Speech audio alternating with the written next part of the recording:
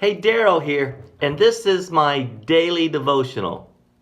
Worry, guilt, fretting, it's no good.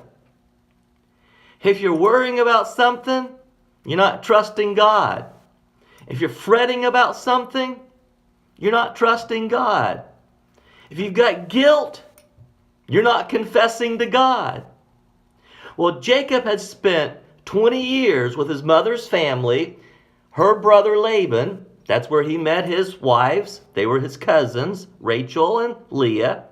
And now he is going back to where his father is, Father Isaac. God gave him instructions. Time to go home. And so immediately his attention towards home gives him worry and fret and guilt. He says, starting here in Genesis 32, Jacob went on his way, and the angel of God met him. When Jacob saw them, he said, "This is the camp of God."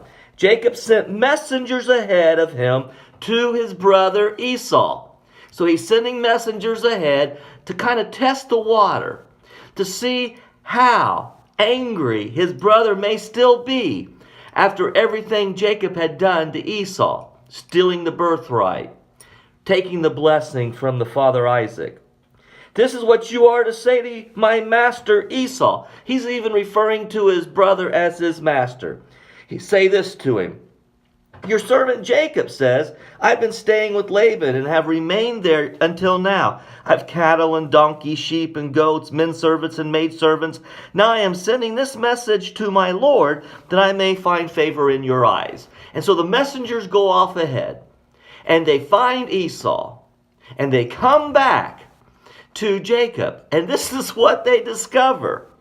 Verse 6, when the messengers returned to Jacob, they said, "We went to your brother Esau, and now he is coming to meet you with 400 men with him." Oh my.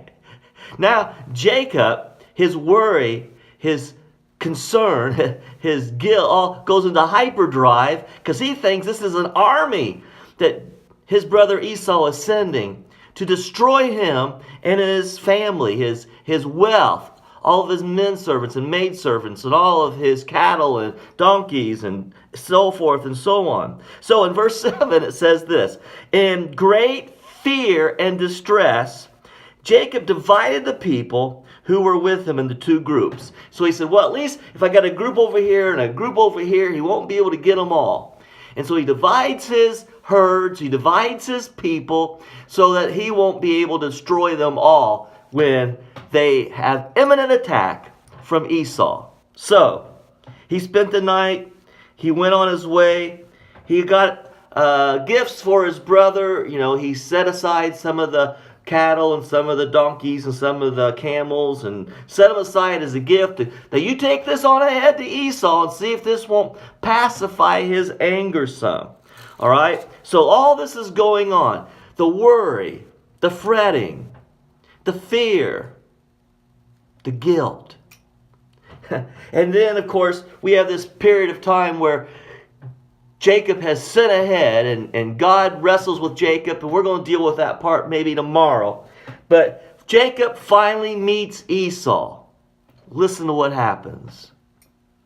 Esau ran to meet Jacob and embraced him. He threw his arms around his neck and kissed him, and they wept. Then Esau looked up and saw the women and children. "Who are these with you?" he asked. And Jacob answered, "They are the children God has graciously given your servant." Then the maidservants and their children approached and bowed down. Leah and the children came and bowed down. And Rachel and Joseph came and bowed down before Esau. Here's the point. All of his worry, all of his fretting, all of his fear and guilt were all unnecessary because God had already brought forgiveness in the heart of Esau. Listen, friends, worry, guilt, fretting never did anybody any good, and it didn't do Jacob any good either. God bless you. Good day.